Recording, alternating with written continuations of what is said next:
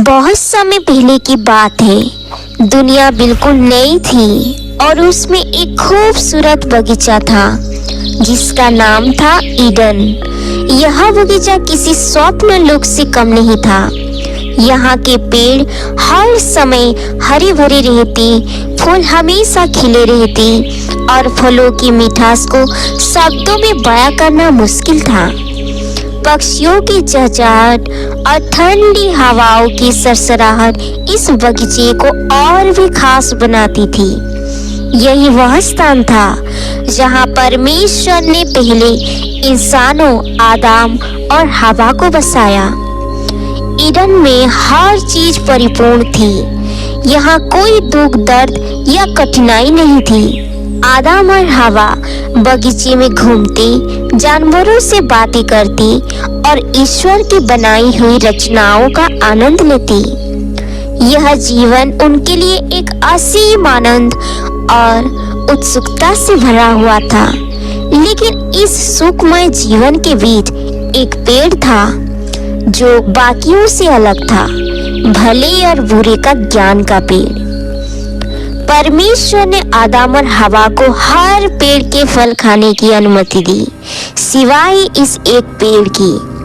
उन्होंने स्पष्ट कहा, इस पेड़ का फल मत खाना, क्योंकि इसे खाने से तुम्हें मृत्यु का अनुभव होगा। आदम और हवा ने आज्ञा का पालन किया, लेकिन ईडन में कोई और भी था, एक चालाक और मक्कार सांप। यह सांप आदम और हवा की मासूमियत से ईर्ष्या करता था। वह उन्हें बहकाने का तरीका ढूंढ रहा था। एक दिन जब हवा अकेली थी, सांप धीरे धीरे उसके पास आया। उसकी आवाज नरम और मोहक थी।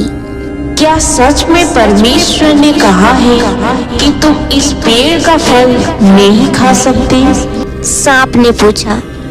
हवा ने जवाब दिया, हाँ, हमें इसे छूने तक की मनाही है, वरना हम मर जाएंगे।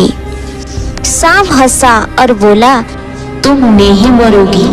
परमेश्वर जानता है कि इस फल को खाते ही तुम्हारी आंखें खुल जाएगी और तुम भले और बुरे का ज्ञान प्राप्त कर लोगी।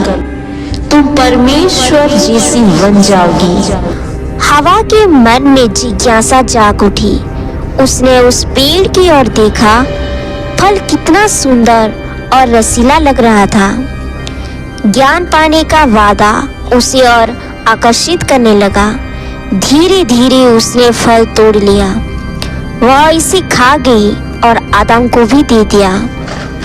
आदम ने भी बिना सोचे समझे खा लिया। जैसे ही उन्होंने फल खाया, उनकी आंखें खुल गई। उन्होंने पहली बार अपनी नग्नता को महसूस किया और लज्जा से भर गई। डर और शर्म की भावनाएं जो उन्होंने पहले कभी महसूस नहीं की थी, उनके दिल में घर कर गई। शाम को जब परमेश्वर बगीचे में टहलने आई, तो आदम और हवा ने उनसे छिपने की कोशिश की। परमेश्वर ने पुकारा, आदम, तुम कहाँ हो? डरती हुई आदम ने जवाब दिया, मैंने आपकी आवाज सुनी और नग्न होने के कारण छिप गया। परमेश्वर ने पूछा, तुम्हें कैसे पता चला कि तुम नग्न हो? क्या तुमने उस पेड़ का फल खाया जिसे खाने से मैंने मना किया था?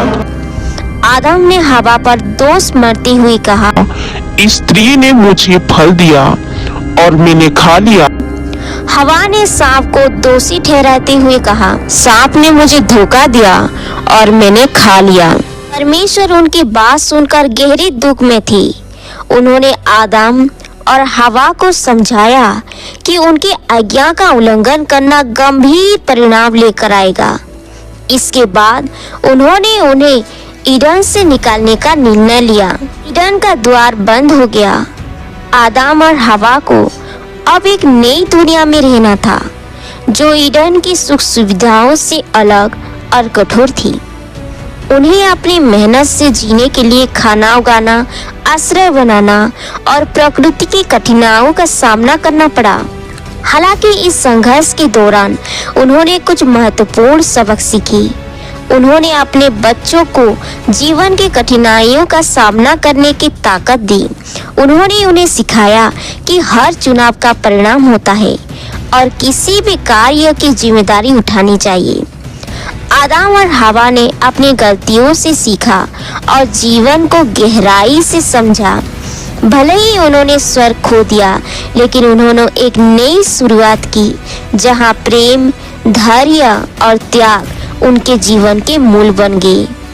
यह कहानी हमें सिखाती है कि गलतियां इंसान को कमजोर नहीं बल्कि मजबूत बनाती है और हर अनुभव में कुछ ना कुछ सीखने को मिलता है। जीवन में सही और गलत का चुनाव हमारी सबसे बड़ी जिम्मेदारी है, चाहे परिस्थितियां कितने भी कठिन क्यों ना हो। इंसानी जिज्ञासा और प्रेम हर बाधा को पार कर सकता है। परमेश्वर इस कहानी के द्वारा आप सबको आशीष दे। आमीन।